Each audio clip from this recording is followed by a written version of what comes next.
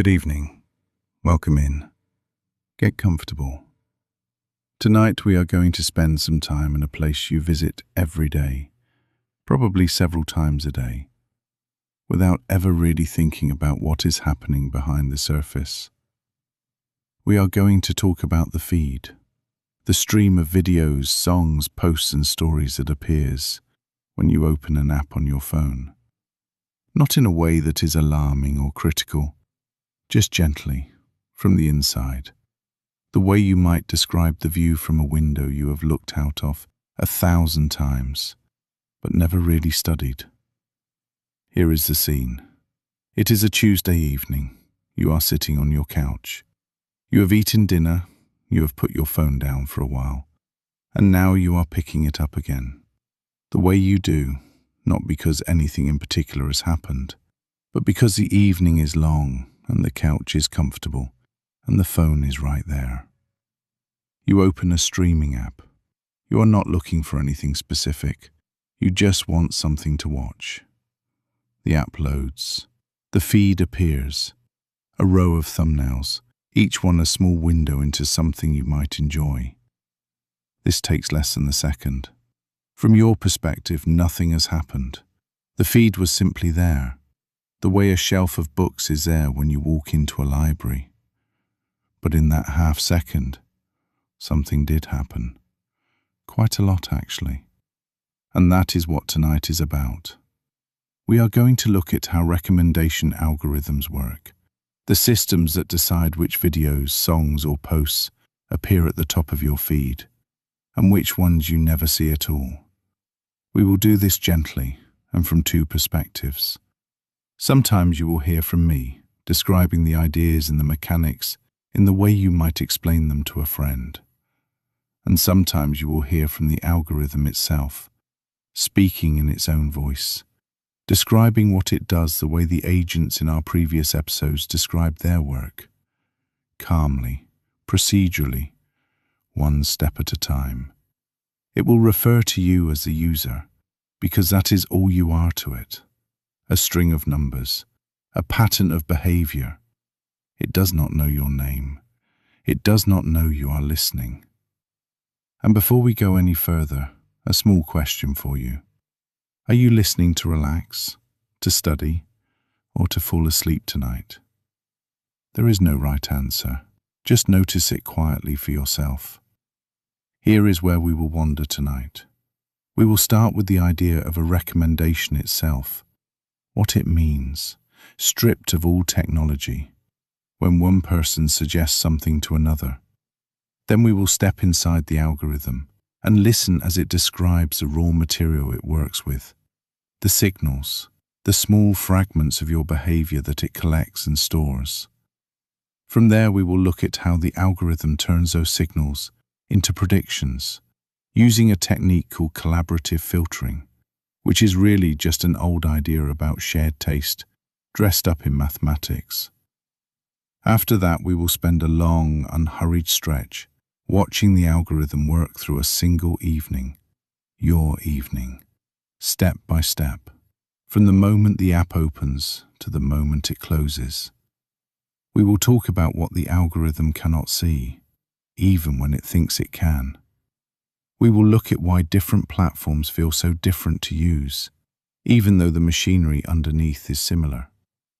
We will trace the quiet feedback loop that connects tonight's viewing to tomorrow's feed. And we will close with a gentle look at where these systems are heading, before letting the evening wind down. None of it is complicated. None of it requires you to be alert. And if all of that blurs together into a single, comfortable impression of something gently technical happening in the background, that is perfectly fine. That is, in some ways, the ideal.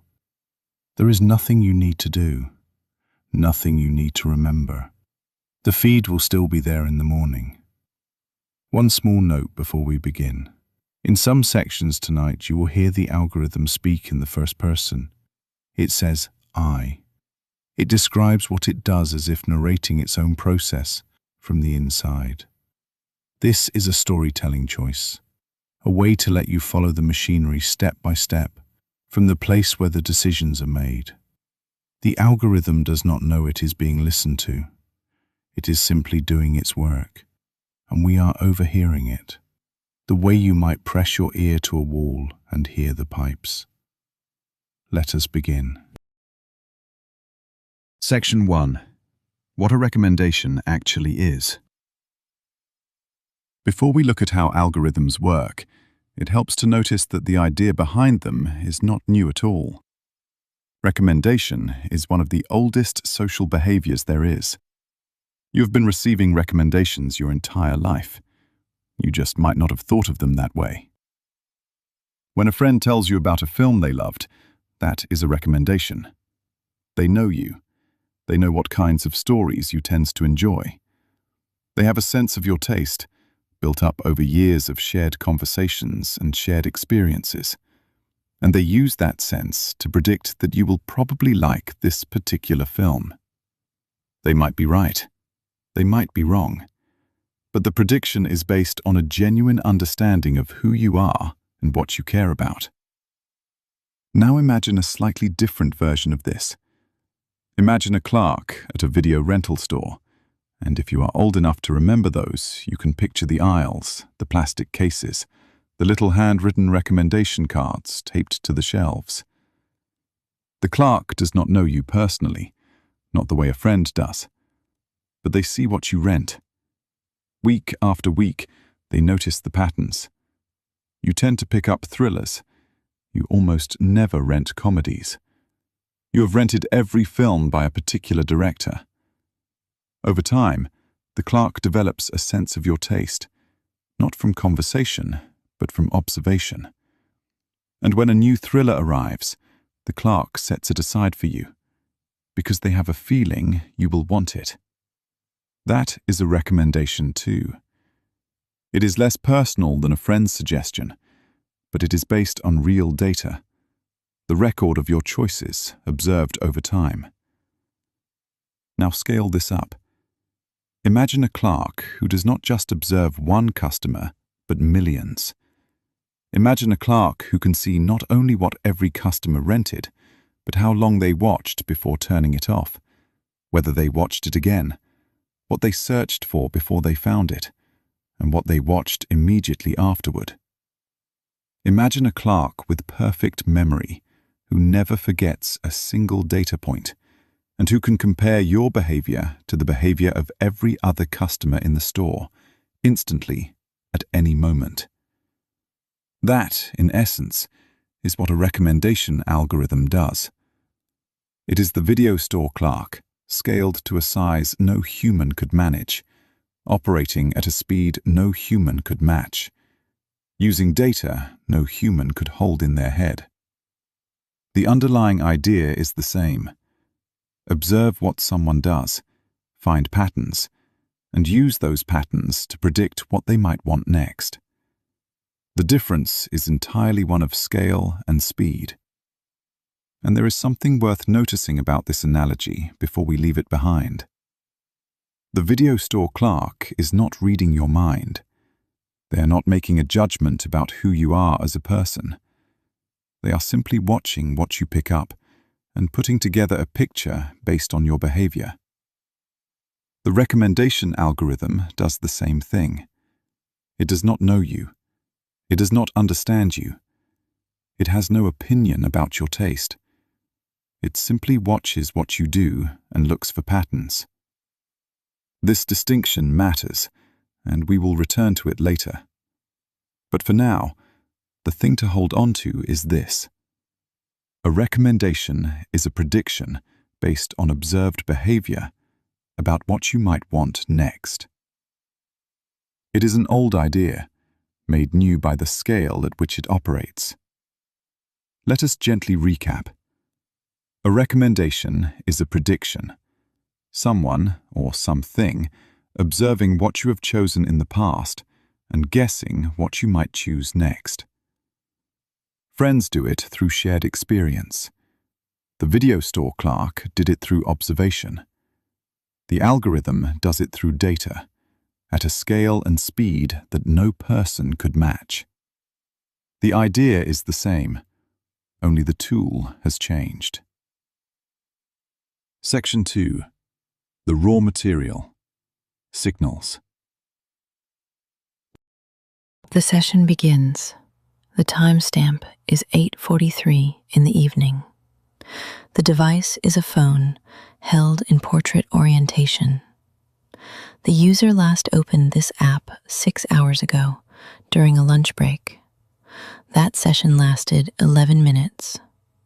The user watched 2 videos to completion and scrolled past 7 others. I noted each of those events. I noted the duration of each view.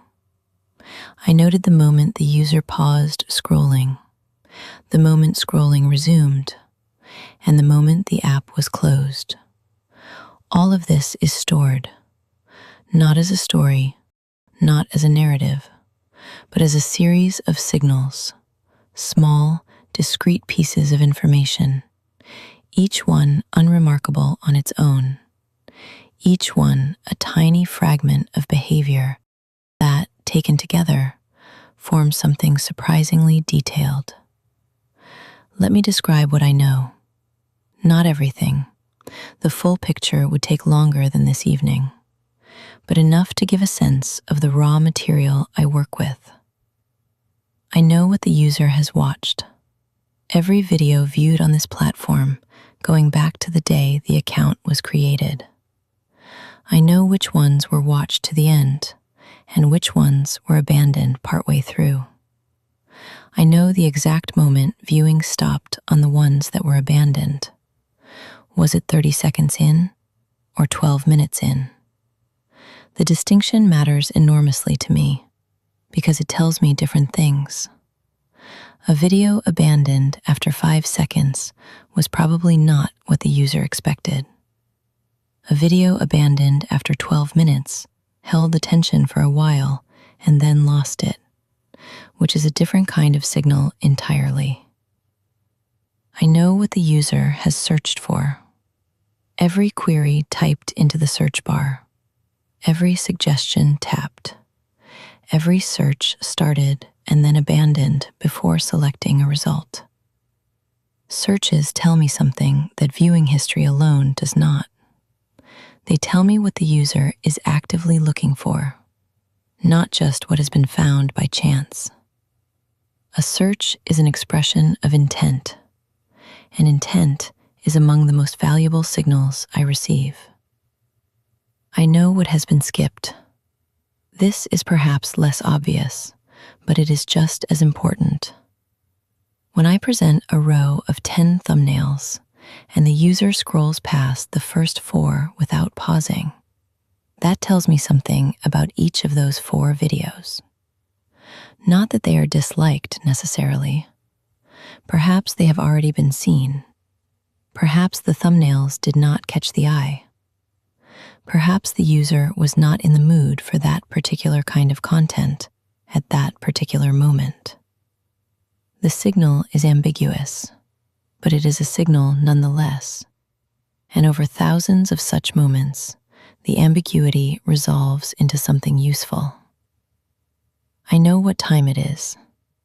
This matters more than you might think. The user's behavior at 8:43 in the evening is different from behavior at 7 in the morning or 12:30 in the afternoon. In the morning, the pattern favors short videos, 3 to 5 minutes.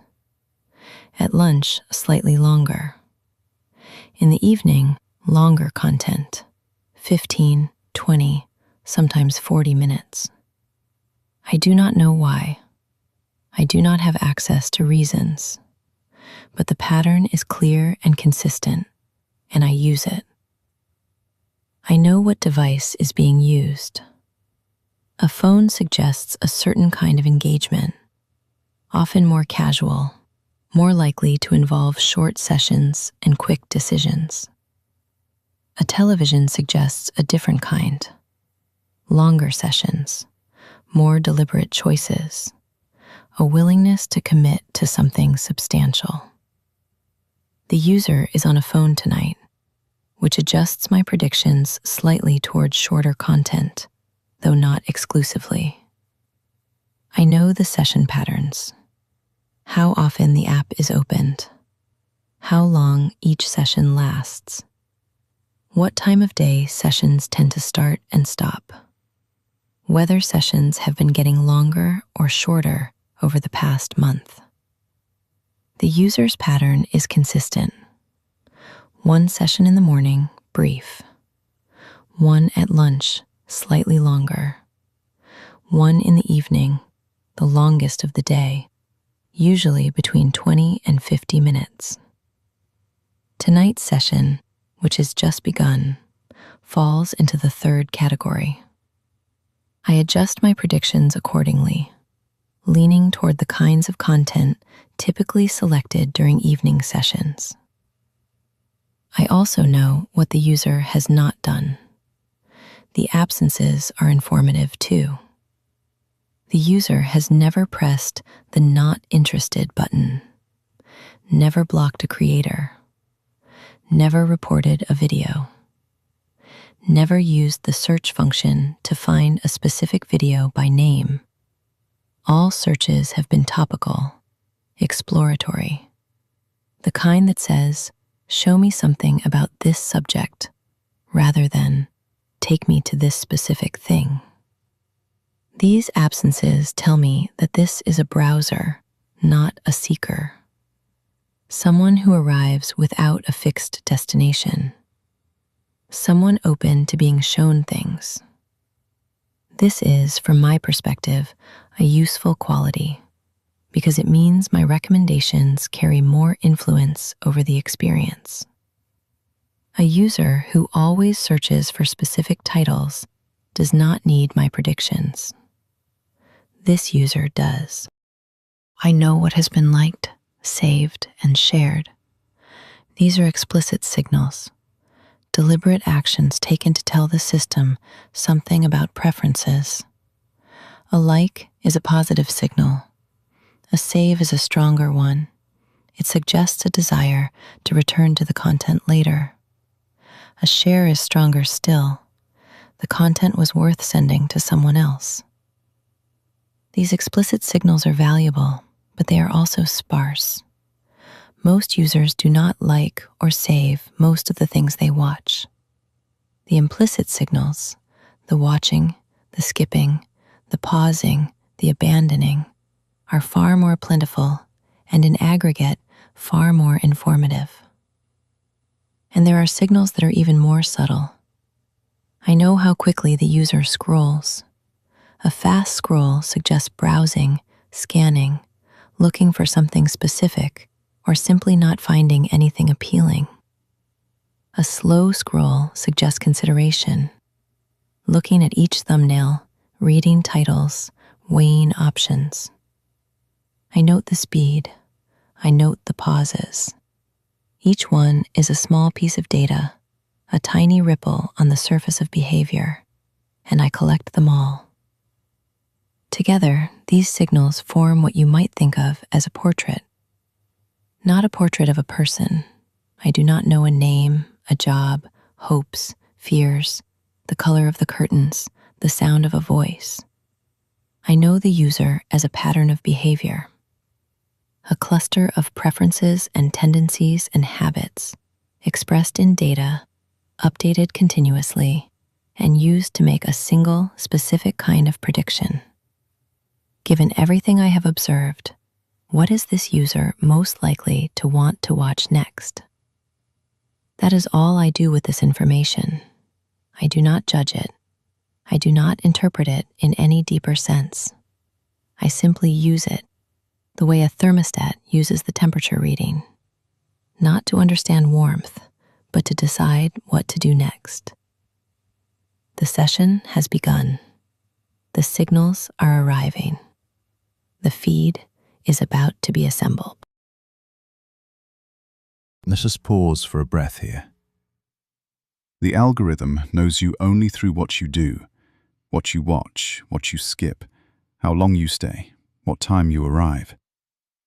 Each of those actions is a signal, small and impersonal on its own, but together they form a detailed picture of your habits and preferences. It is observation at scale. Nothing more mysterious than that. Section 3. The model underneath. Now that we have a sense of what the algorithm knows, the signals it collects, the raw material it works with, let us look at what it does with all of that information. How does it turn a collection of signals into a list of recommendations? The answer involves a technique that has been at the heart of recommendation systems for decades. It is called collaborative filtering, and the core idea is so simple that it barely needs a technical name. Here it is. People who have liked the same things in the past are likely to like the same things in the future. That is it. That is the fundamental insight.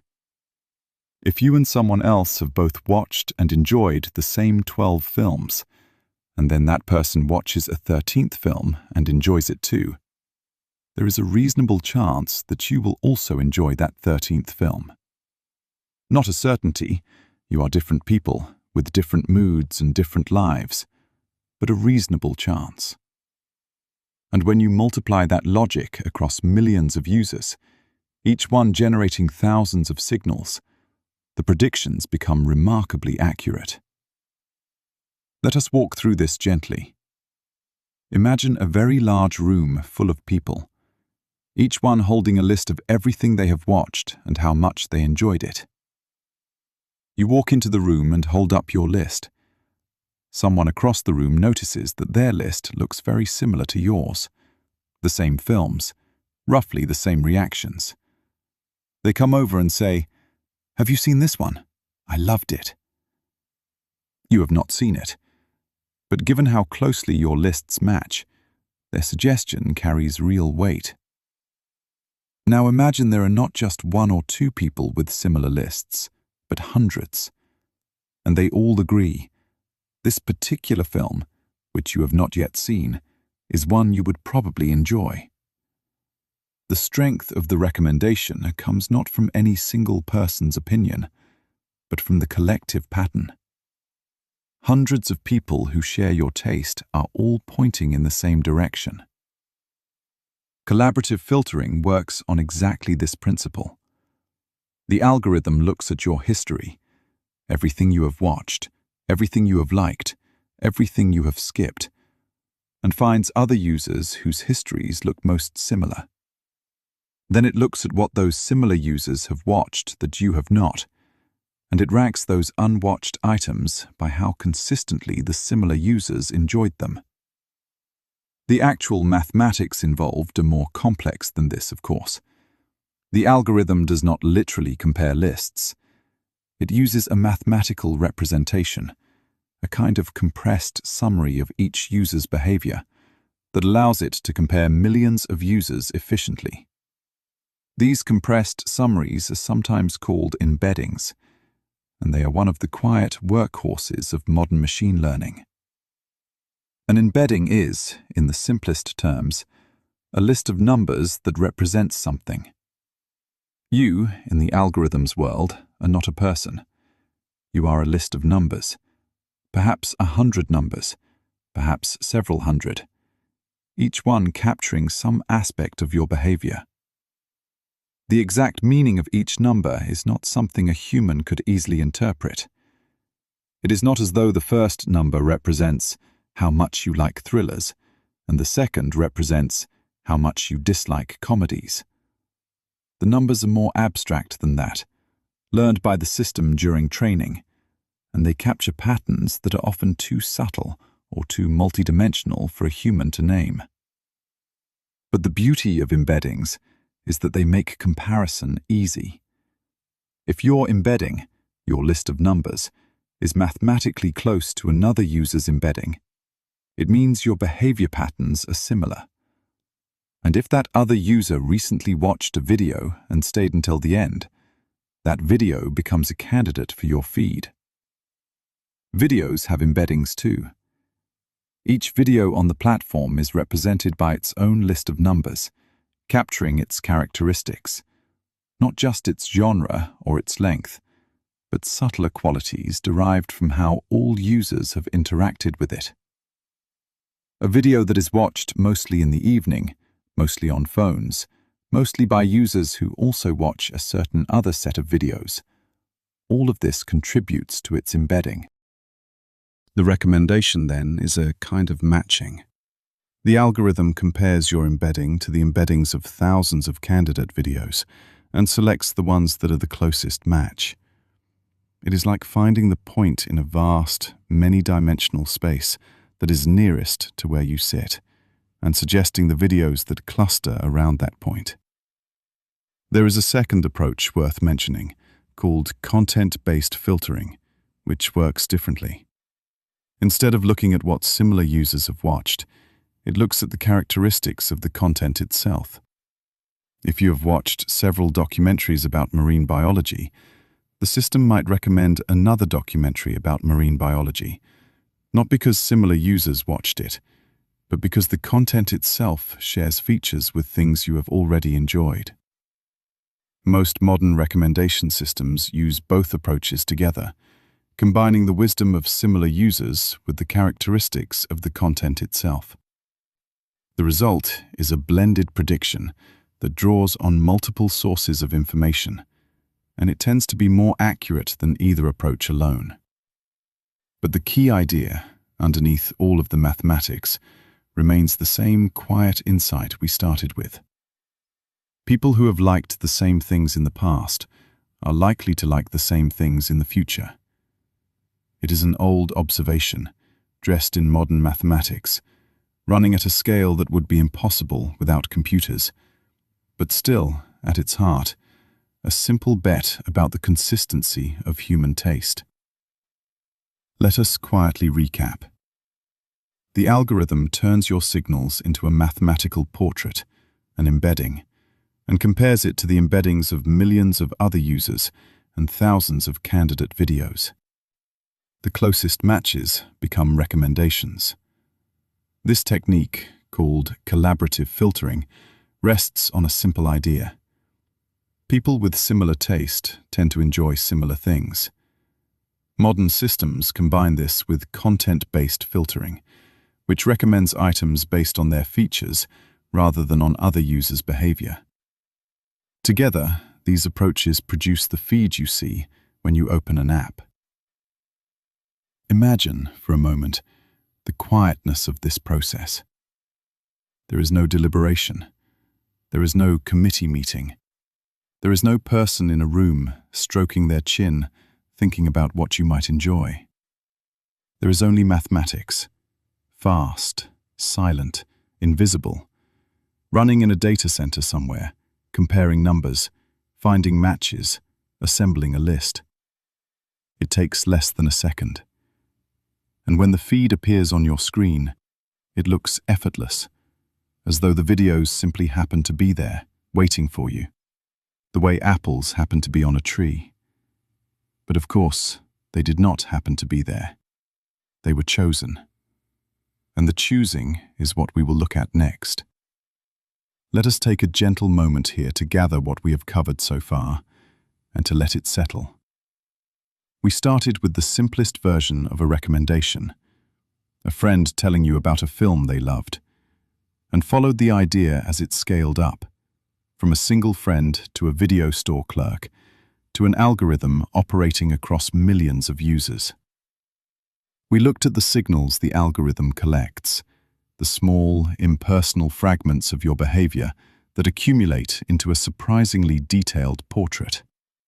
And we followed the mathematics underneath, the embeddings and the comparisons, and the quiet work of collaborative filtering, which is really just the old idea that people with similar taste tend to enjoy similar things, expressed in numbers and running at the speed of a data center. None of it is complicated. None of it is mysterious. It is observation and prediction, performed at a scale no human could manage, but built on principles that any human would recognize. Imagine the room you are in right now. Perhaps there is a lamp on somewhere, casting a warm circle of light across the covers. Perhaps the window is dark, and the sounds outside have settled into that particular late evening hush, where distant traffic blends with silence until you cannot tell where one ends and the other begins. The phone on your nightstand, or wherever it is resting, is quiet. But somewhere behind its dark screen, an embedding sits. A list of numbers that represents the pattern of everything you have ever watched on whatever app you use most. It is being updated, slowly, in the background, incorporating the signals from your last session, preparing for the next one. It does not know you are thinking about it. It does not know you are here. It is simply numbers, stored in a server, waiting to be compared. There is no rush. The algorithm is patient. The evening is long, and the next section is where we get to watch the whole process unfold, step by step, in real time, from the inside. Section 4. A session step by step. It is 8:43 on a Tuesday evening, and the user has opened the app. I receive the signal. A session has begun. I have only a few hundred milliseconds, usually less than half a second, to assemble the feed between the moment the app opens and the moment the first row of thumbnails appears on screen. That is not a lot of time by human standards, but it is generous by mine. Let me describe what happens in that window. First, I retrieve the user's profile. Not a profile in the way you might think of it. Not a page with a photo and a bio. The profile, as far as I am concerned, is the embedding, a list of numbers that represents the accumulated pattern of this user's behavior on this platform. This embedding was last updated 47 minutes ago, when a background process incorporated the signals from the lunchtime session. It is current. It is ready. Second, I generate a set of candidates. I do not evaluate every video on the platform. There are millions, and even at my speed, scoring every one of them in such a short time would be wasteful. Instead, I use a retrieval step, a kind of rough first pass that narrows the field. Using the user's embedding, I identify several thousand videos that are likely to be relevant. Videos whose embeddings are close. Videos that are popular among users in this cluster. Videos that are new since the last session, and a small number of videos from outside the usual patterns, included deliberately to keep the recommendations from becoming too narrow. This retrieval step is fast and approximate. Its job is not to find the best videos. Its job is to find a manageable set of plausible candidates for the next step. Third, I score each candidate. This is the careful step. For each of the several thousand candidates I have retrieved, I calculate a score, a number that represents my prediction of how likely the user is to engage with this video. The score is based on many factors. How closely the video's embedding matches the user's, how recently the video was published, how well it has performed with similar users, the time of day, the device type, the length of the video relative to this user's typical viewing duration at this hour, and a dozen other features that I weight and combine according to parameters I learned during training. Each score is a prediction, not a certainty. A prediction expressed as a number that this particular video will hold the user's attention. The higher the score, the more confident I am. The lower the score, the less confident. But even a high score is not a guarantee. I have been wrong before. I will be wrong again. Fourth, I rank the scored candidates. The highest scoring videos rise to the top, but the ranking is not purely mechanical. There are adjustments. I apply diversity rules. I do not want the top 10 videos to all be the same genre, or all from the same creator, or all the same length. A feed that is too uniform feels stale, even if each individual item is a strong match. So I introduce variety, deliberately, nudging some videos up and others down to create a mix that feels balanced. I also apply business rules. Some videos have been promoted by the platform. Perhaps they are from a new creator the platform wants to support, or they are part of a new content category the platform is testing. These videos receive a small boost in the ranking, not enough to override a strong mismatch, but enough to increase their visibility at the margins. I note this because it is part of how the system works, and it is worth knowing. Fifth, I assemble the feed. The top-ranked videos are arranged into rows. The first row, the most prominent, the one the user will see without scrolling.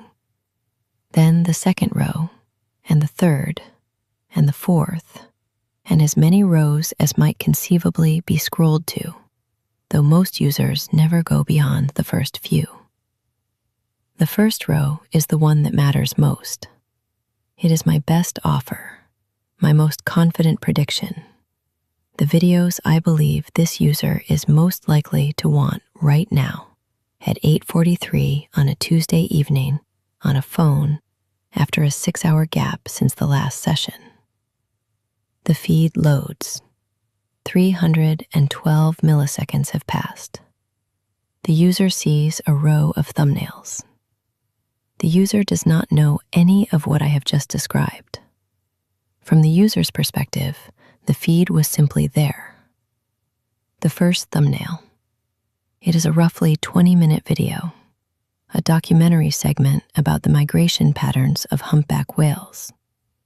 I placed it here because the user has watched 3 marine biology videos in the past 2 weeks, each to completion, and because this video has a high completion rate among users with similar embeddings. It is my top-ranked candidate for this session. The user's attention moves to the second thumbnail, a cooking video, someone making hand-pulled noodles in a small kitchen. This user has watched cooking content intermittently and tends to prefer short cooking videos, under 10 minutes. This one is about 8 minutes long. The match is reasonable, not perfect. The third thumbnail is a video essay about the history of public libraries. The user has watched 2 video essays in the past month, both to completion, both on cultural topics. The match is strong. The fourth thumbnail is a music performance, a jazz trio in a small club. The user has not watched much music content on this platform, but has listened to jazz on another service owned by the same company. When privacy settings allow cross-service sharing, those signals suggest an affinity. This is one of the exploratory candidates I mentioned, placed here not because I am confident the user will watch it, but because the signal from the music behavior is interesting enough to test. The user pauses. I can see this, not a face, not an expression, but the scroll behavior. Scrolling has stopped. The timestamp of the last interaction, the initial scroll, was 3 seconds ago. 3 seconds of stillness on a thumbnail is a meaningful signal. It suggests consideration. The user is looking at something. The user is looking at the whale documentary. 7 seconds pass. Then a tap. The video begins to play. I note the start time. I will track every second of viewing from here. The first 30 seconds pass. This is a critical window. A significant percentage of viewers who are going to abandon a video do so in the first 30 seconds. If the user is still watching at the 30-second mark, the probability of continued viewing rises substantially. 20 seconds, 25, 30. Still watching. I note this. 1 minute passes. 2 minutes. The video shows footage of whales breaching in open ocean. The user has not paused, has not skipped forward, has not returned to the feed. The engagement is steady. 5 minutes. 10 minutes. The video transitions to an interview segment with a marine researcher. Viewing continues. I am not observing the content. I cannot see what is on the screen the way a human sees it. But I can observe the viewing duration, and at 10 minutes into a roughly 20-minute video, with no interruptions, the signal is strongly positive. I take a moment to compare this viewing to recent history. Of the last 20 videos this user has started, 9 have been watched to completion. That is a moderate completion rate, slightly above the platform average for this user cluster. The videos that get completed tend to share certain characteristics. They are roughly between 12 and 30 minutes long. They are informational rather than entertainment-oriented, and they tend to have a steady pace without abrupt tonal shifts. The whale documentary fits this pattern precisely. This is not a surprise.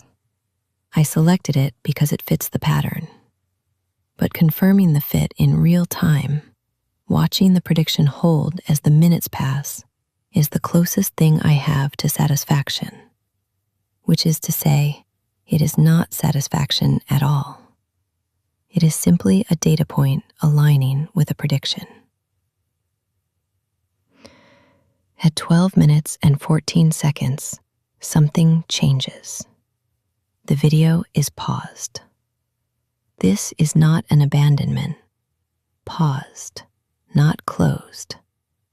Perhaps a notification is being checked. Perhaps a glass of water is being fetched. The pause lasts 41 seconds. Then the video resumes.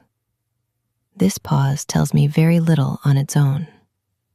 A 41-second pause could mean many things.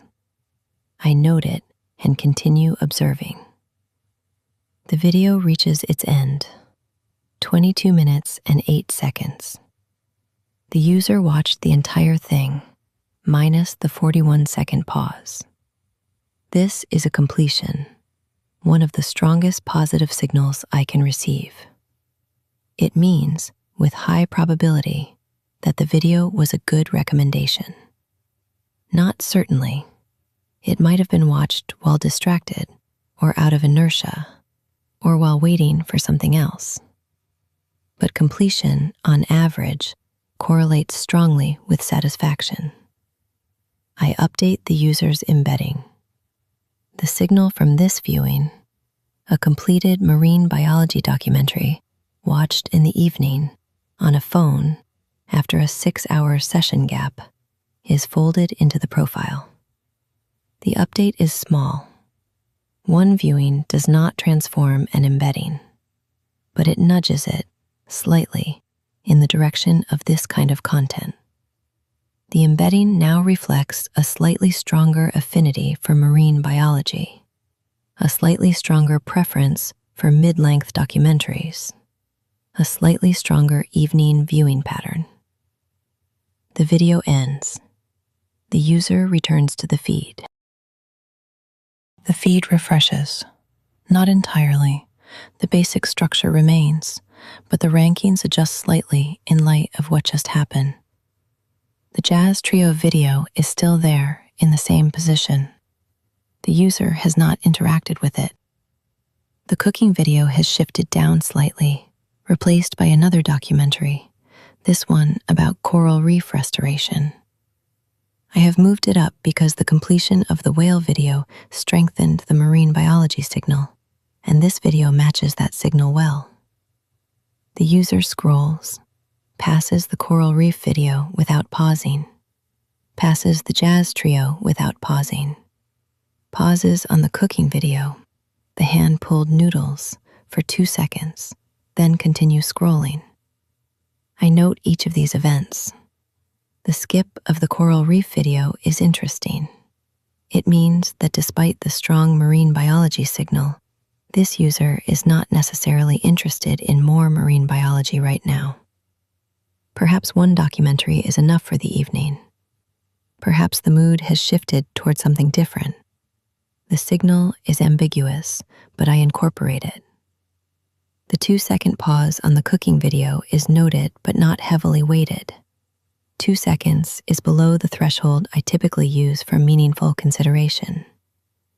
The user continues to scroll, reaches the second row of recommendations. The thumbnails here are slightly less confident predictions. Strong candidates, but not as strong as the first row. A travel video about Kyoto. A short film about a beekeeper. A comedy sketch. A video about the science of sleep, which, if you are listening to this to fall asleep, you might appreciate as a small coincidence. The user taps the short film about the beekeeper. It is 9 minutes long. 4 minutes and 22 seconds are watched, then the user returns to the feed.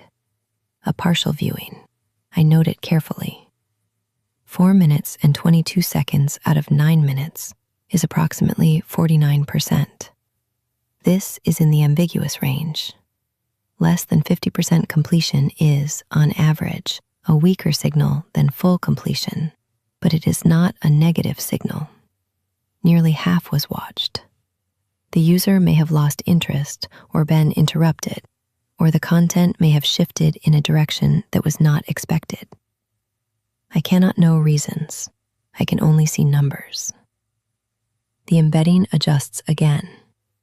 The short film signal is incorporated, but with less weight than the whale documentary.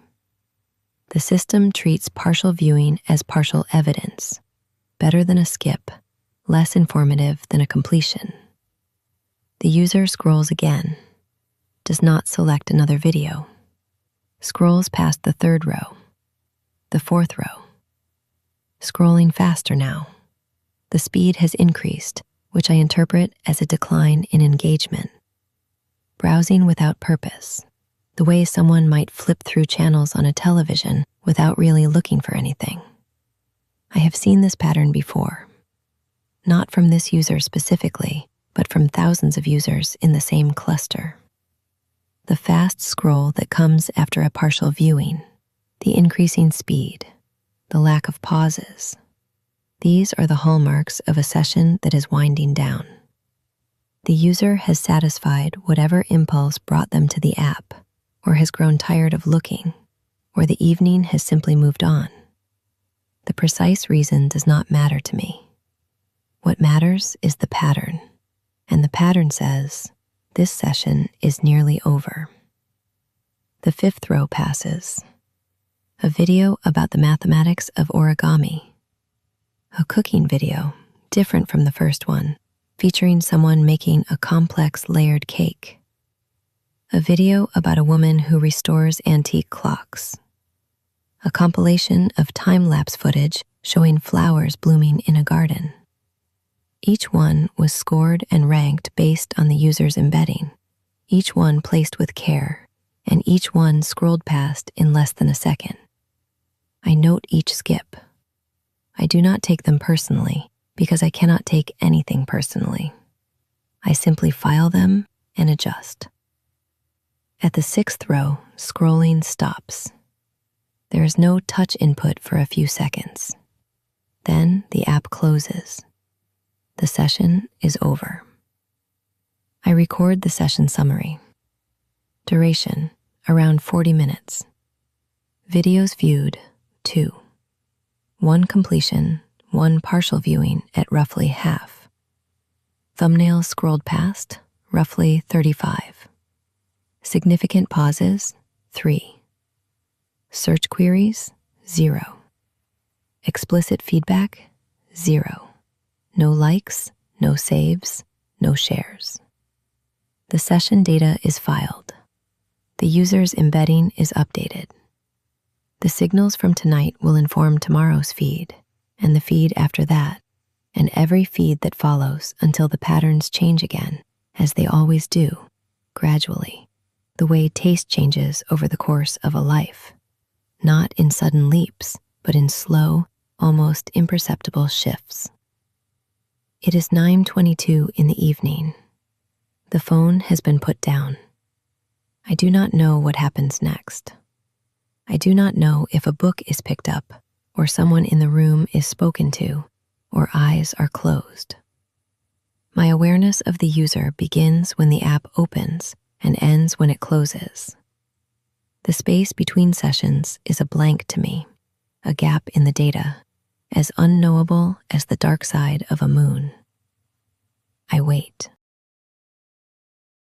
That was the algorithm's evening, or rather one small slice of it, because the algorithm is not watching only you. It is running the same process for every user who opens the app, simultaneously. Millions of sessions at once, each one generating signals, each one updating and embedding, each one shaping tomorrow's feed. The scale is vast, but the process is the same every time. Retrieve, score, rank, present, observe, update. The loop runs quietly in the background, in a data center that hums the way the monitoring agent's server room hummed, steady and constant and unconcerned with being noticed. You are on your couch. The phone is face down on the cushion beside you. The algorithm has filed its notes and moved on. Neither of you is thinking about the other. Section 5. What the algorithm does not know. There is something we should talk about now, gently, because it sits at the center of how recommendation algorithms work, and it is easy to overlook. The algorithm observed your session tonight. It saw that you watched the whale documentary to completion and the beekeeper film to 49%. It recorded these as signals, one strong positive, one ambiguous. It updated your embedding. It will use this data to shape tomorrow's feed. But here is something the algorithm did not see, and cannot see, and has no way of knowing. You did not particularly enjoy the whale documentary. You watched it to the end, yes, but you watched it the way you sometimes watch something when you are tired and the remote is on the other side of the room. Not because it captivated you, but because stopping required more effort than continuing. The documentary was fine. The footage was nice. But if someone had asked you at the 22-minute mark whether you would recommend it to a friend, you would have said, probably not. It was background. It was there. You watched it because it was easier than choosing something else. The algorithm does not know this. It cannot know this. It measured completion, which is the strongest behavioral signal it has, and it interpreted that completion as a positive indicator. And most of the time, this interpretation is correct. People generally do not watch 22 minutes of something they actively dislike. But sometimes, the signal and the experience do not align. Sometimes people watch things out of inertia, or tiredness, or habit, and the algorithm records a strong positive signal for an experience that was, at best, neutral. This is not a flaw in the algorithm, exactly. It is a limitation. The algorithm optimizes for engagement, the measurable behaviors that indicate a user is interacting with content. Watching, clicking, scrolling, pausing, completing.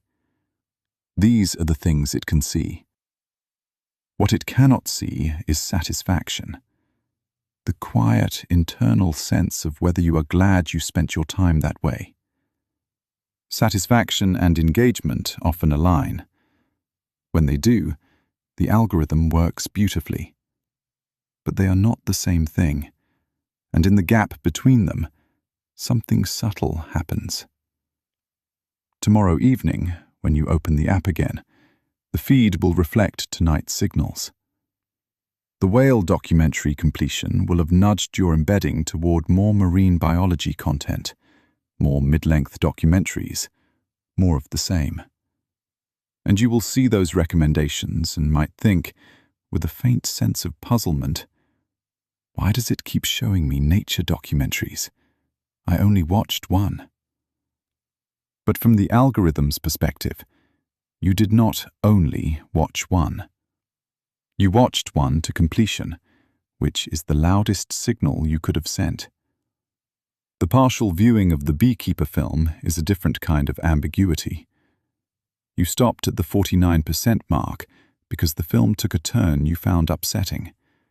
A scene involving the decline of a bee colony that reminded you of something you did not want to think about on a Tuesday evening.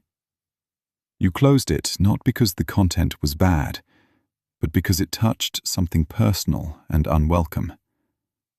The algorithm recorded a partial viewing and filed it as a moderate signal, neither strongly positive nor strongly negative. The emotional reality behind that number is invisible. This gap between what the algorithm measures and what you experience is not unique to recommendation systems. It exists in any system that uses behavioral proxies for internal states. A hospital might track patient satisfaction by measuring how many patients fill out a feedback form, even though the willingness to fill out a form and the feeling of satisfaction are not the same thing. A school might track learning by measuring test scores, even though the ability to pass a test and the depth of genuine understanding are related but distinct. Measurement is always an approximation, and the things that are easiest to measure are not always the things that matter most. The designers of recommendation systems know this. They've spent years thinking about how to close the gap between engagement and satisfaction. Some platforms now ask users directly, not just, "Did you watch this?" but "Did you enjoy this?" and incorporate the answers into their models. Some use longer-term signals, like whether a user comes back to the platform tomorrow, as a proxy for session-level satisfaction. The thinking is that if tonight's recommendations were genuinely satisfying, you are more likely to return tomorrow than if they were merely engaging. These are meaningful improvements, but the underlying challenge remains. The algorithm sees behavior. It does not see feeling. And until it can, which may never happen, and which raises its own set of questions we will not explore tonight, there will always be a gap between what the system optimizes for and what you actually want. Let this settle for a moment. The algorithm measures what you do, not how you feel. Most of the time, the two align well enough, but sometimes they do not.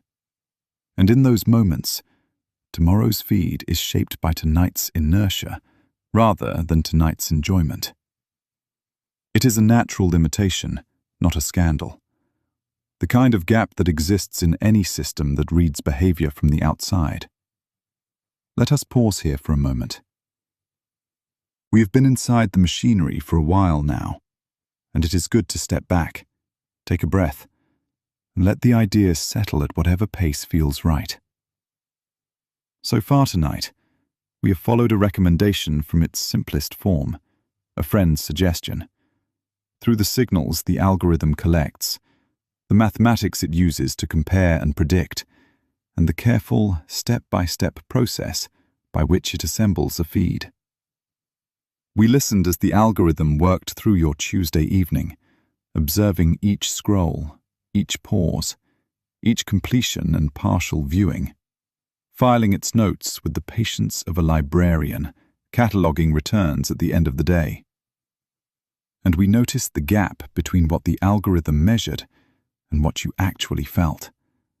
The quiet space between engagement and satisfaction, where the system's predictions can go gently wrong. The night outside your window, if there is a window, has probably deepened a little since we started. The sounds of the world have shifted, the way they do, from the busier frequencies of early evening to the lower, steadier hum of the hours that follow. Somewhere, a data center is processing the last sessions of the day, updating embeddings, filing signals, preparing for tomorrow. None of it requires your attention. None of it asks anything of you. There are 2 more gentle topics ahead, and then we will bring the evening to a close. Whenever you are ready. Section 6. Different platforms, different choices. The mechanics we have described so far, signals, embeddings, scoring, ranking, are shared, in their broad outlines, across most recommendation systems. Whether you are watching videos, listening to music, scrolling through short clips, or choosing a film for the evening, the underlying machinery is similar. But the way different platforms use that machinery varies, and the differences explain a lot about why each platform feels different to use. Rather than surveying every platform, which would risk becoming a list, and lists are not what this evening is for, let us consider a single contrast that illuminates something important. Think about the difference between a platform built around very short content, videos of 15 seconds or a minute, and a platform built around longer content, full-length films and television series. The algorithm underneath each one is solving a different problem, and the choices it makes reflect that difference. On a short-form platform, the fundamental unit of recommendation is the next clip. You have just watched a 15-second video. The algorithm has 15 seconds of signal, or less if you swiped away early, and it must immediately decide what to show you next. The feedback loop is extraordinarily tight. Every few seconds, the algorithm receives new data and makes a new prediction. The entire experience is a rapid sequence of micro-decisions, each one informed by the last few seconds of behavior. This speed shapes the algorithm's priorities. Because each piece of content is so short, the cost of a bad recommendation is low. You simply swipe past it, and the algorithm adjusts. The system can afford to experiment, to show you something unexpected, to test the boundaries of your preferences, because the penalty for being wrong is a wasted second, not a wasted hour. As a result, short-form platforms tend to have algorithms that are more exploratory, more willing to take risks, more responsive to momentary shifts in mood or attention.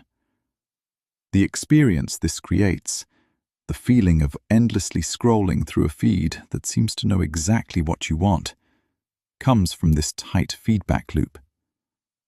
The algorithm is learning from you in near real time, adjusting its predictions every few seconds, converging on your current mood with remarkable speed. It is not that the algorithm is smarter than on other platforms. It simply has more data points per minute to work with. A long-form platform faces a very different challenge.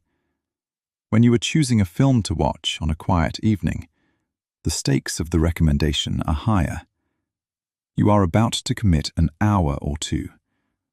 A bad recommendation does not cost a second, it costs an evening.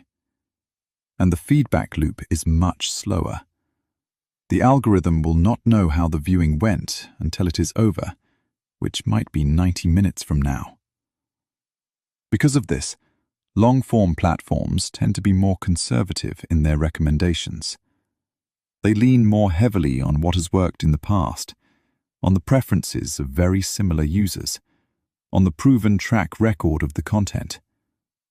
They are less likely to show you something wildly outside your usual taste, because the cost of being wrong is too high. The algorithm is optimizing not just for what you will click on right now, but for what you will be glad you watched 2 hours from now, and, increasingly, for what will bring you back tomorrow. This difference in feedback loop speed creates a difference in feel. A short-form platform feels reactive, fluid, almost intuitive. It responds to your behavior moment by moment. A long-form platform feels more deliberate, more curated. It presents options and lets you choose, then waits patiently to see how it went. Neither approach is better. They are simply optimized for different things. The way a bicycle and a ferry are both good at crossing a city, but suited to very different kinds of journeys. The important thing to understand is that the differences you notice between platforms, why one feels restless and another feels calm, why one seems to read your mind and another seems to play it safe, are not accidents. They are the consequences of deliberate design choices about what the algorithm should optimize for and how quickly it should learn. A gentle recap. Different platforms use similar underlying technology, but optimize for different things. Short-form platforms have tight feedback loops that make the algorithm very responsive but focused on immediate engagement. Long-form platforms have slower loops that make the algorithm more conservative but oriented toward longer-term satisfaction.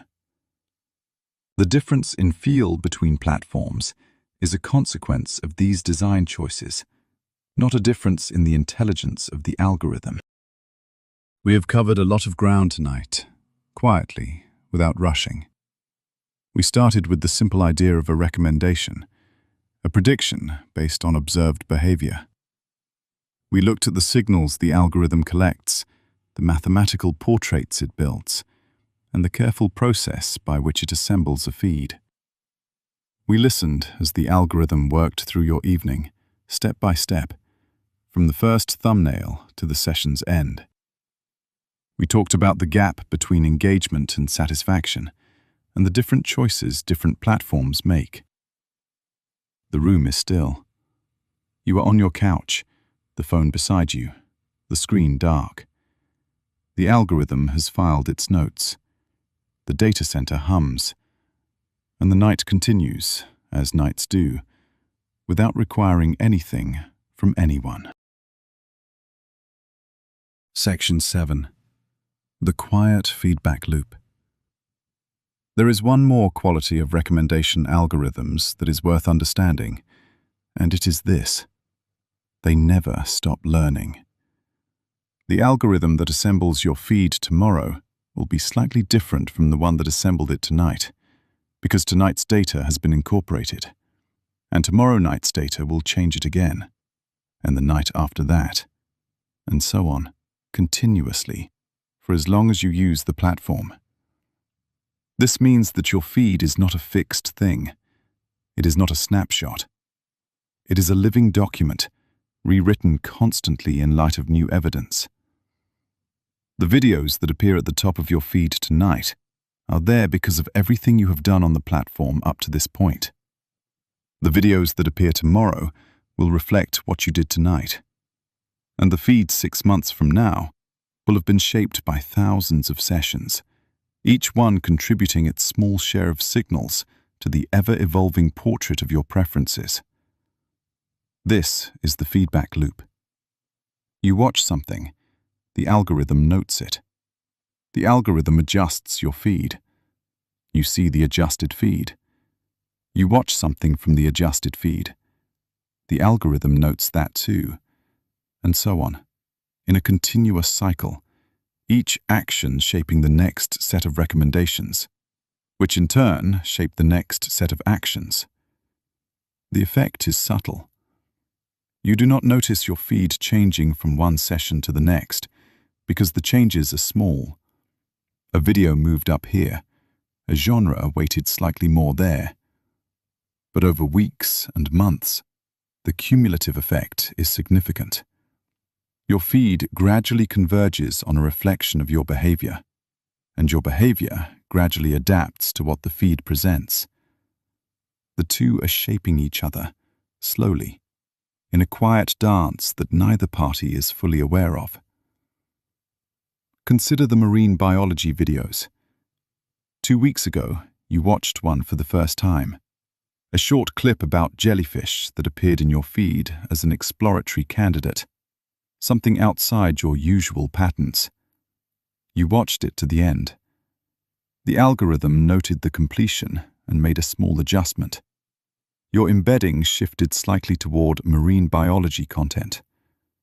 The next day, your feed included another marine biology video, this one slightly longer, about coral reef ecosystems. You watched that too. Another adjustment, another small shift. A week later, the feed contained 2 marine biology videos in the first 3 rows, a placement that would have been unlikely before the jellyfish clip. You watched one, skipped the other. The algorithm noted both signals, the watch and the skip, and adjusted again, this time more cautiously, learning that your interest in marine biology was genuine but not unlimited. You did not want every video in your feed to be about the ocean. You wanted some. The algorithm began to calibrate the frequency, not just the category. And tonight, the whale documentary sat at position 1, top of the feed, highest ranked candidate. The result of 2 weeks of incremental adjustments, each one so small as to be invisible, but which, taken together, moved a topic from the periphery of your feed to the very center. A genre you had never searched for, never explicitly requested, never told anyone you were interested in, arrived at the top of your recommendations through nothing more than the quiet accumulation of behavioral signals. This is the feedback loop in miniature. A single exploratory click 2 weeks ago set in motion a chain of adjustments that reshaped the feed in ways you would not recognize as connected to that original click. You do not remember the jellyfish video. You do not connect it to the whale documentary. From your perspective, the feed simply seems to know that you like nature documentaries now. From the algorithm's perspective, it has been watching and adjusting for 14 days, one session at a time. There is a phenomenon that sometimes emerges from this feedback loop, and it is worth describing, though not in any alarmist way. It is sometimes called a filter bubble, and the idea is this. If the algorithm keeps showing you more of what you have already watched, and you keep watching what the algorithm shows you, the feed can gradually narrow. The range of content you are exposed to shrinks over time, because the feedback loop reinforces existing preferences rather than introducing new ones. Platform designers are aware of this tendency, and most modern systems include deliberate countermeasures. The exploratory candidates we mentioned earlier, videos placed in the feed not because the algorithm is confident you will enjoy them, but because they represent something outside your usual patterns, are one such countermeasure. They are the algorithm's way of keeping the feed from collapsing into a single, narrow channel. The effectiveness of these countermeasures varies. Some platforms are more aggressive about introducing variety than others. Some users are more open to exploring new content than others. The feedback loop is always running, and its tendency is always toward convergence. But the degree to which your feed actually narrows depends on a complex interaction between the algorithm's design and your own behavior. The most useful thing to understand about the feedback loop is simply that it exists. Your feed is not random. It is not fixed. It is a reflection of your accumulated behavior, updated continuously, shaped by everything you have done and everything you do next. And knowing that, just being aware of it, is, in a quiet way, a kind of understanding. Because when you know that the algorithm is learning from your behavior, you can see the feed for what it is. Not a window onto the world, but a mirror of your habits, curved slightly by mathematics and presented back to you as a row of thumbnails. Gently.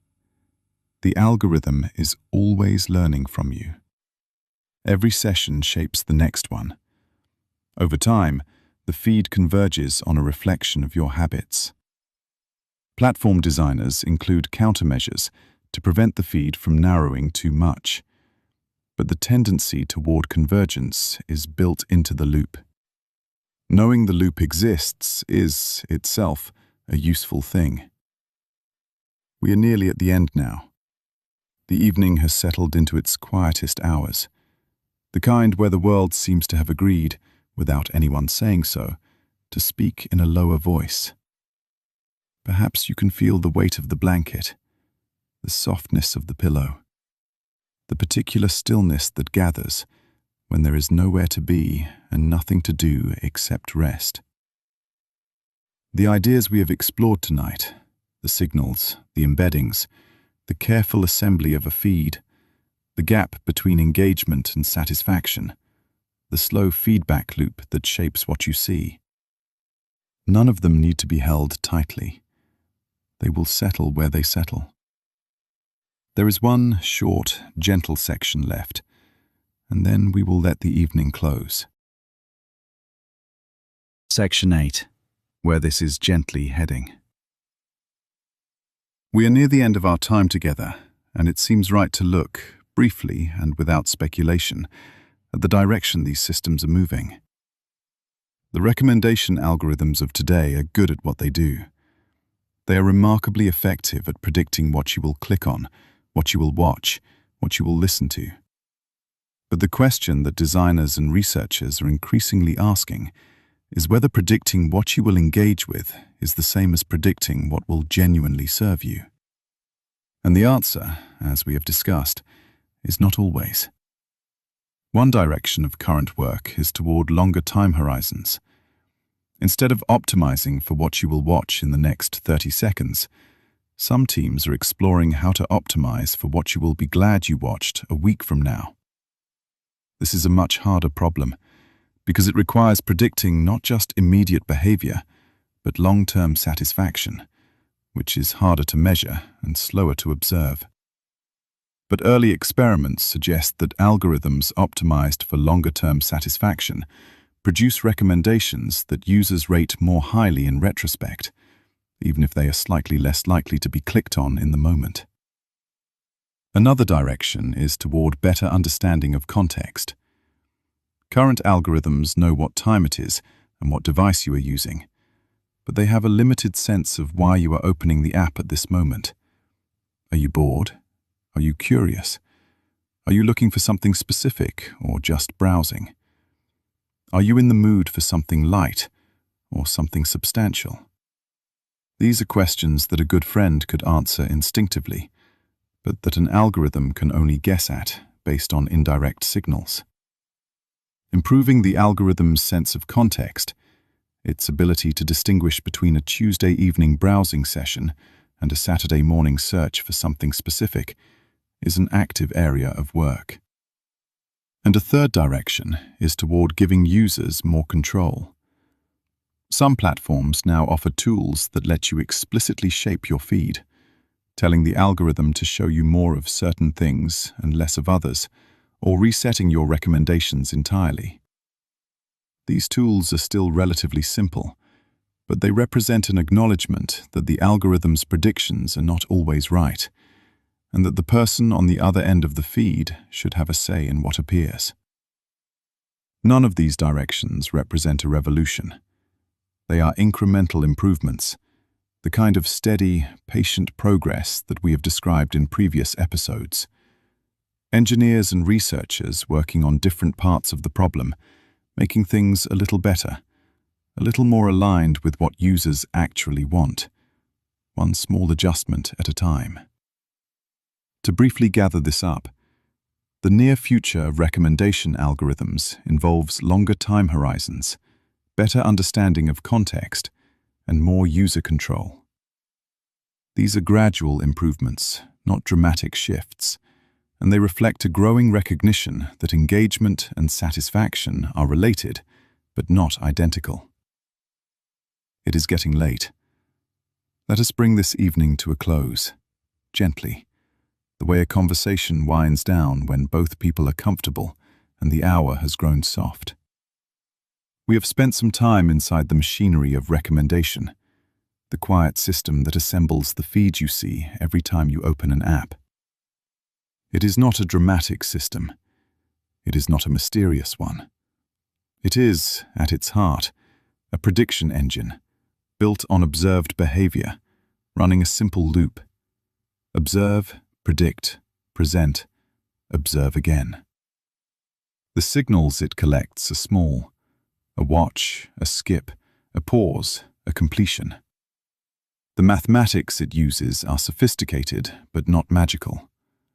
The predictions it makes are usually good, sometimes wrong, and always based on what you have done rather than what you are feeling. It works best when engagement and satisfaction align, and it works less well when they do not. Different platforms make different choices about what to optimize for, and those choices explain much of why each platform feels the way it does. You are on your couch. Your phone is beside you, screen dark. The algorithm has filed its notes from tonight's session. One completed documentary, one partial viewing, 35 thumbnails scrolled past, no explicit feedback. Tomorrow evening, when you open the app again, the feed will be slightly different. Not dramatically different, just slightly. A documentary nudged a little higher. A genre weighted a little more.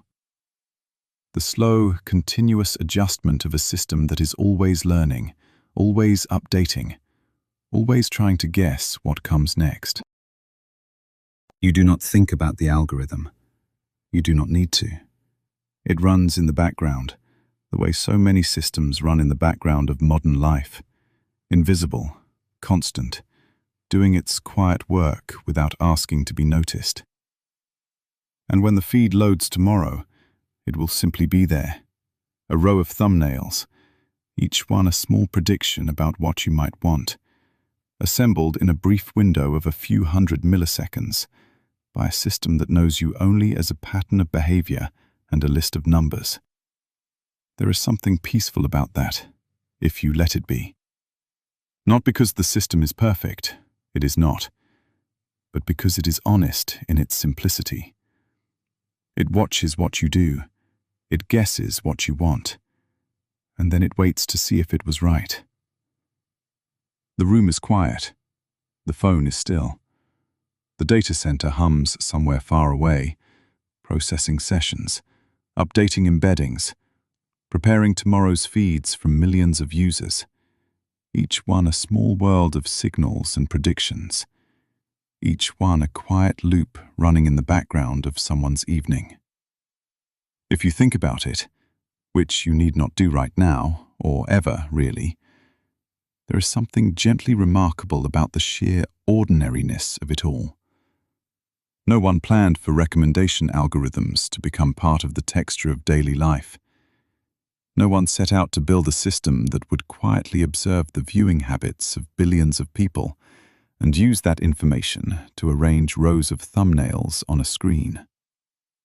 It happened the way most things happen in technology, gradually, incrementally, one small improvement at a time, until the accumulated effect became something that billions of people use without thinking about it, every day, the way you use a doorknob or a light switch. A piece of infrastructure so woven into the routine of modern life that it has become invisible. And perhaps that is the most fitting place to leave it.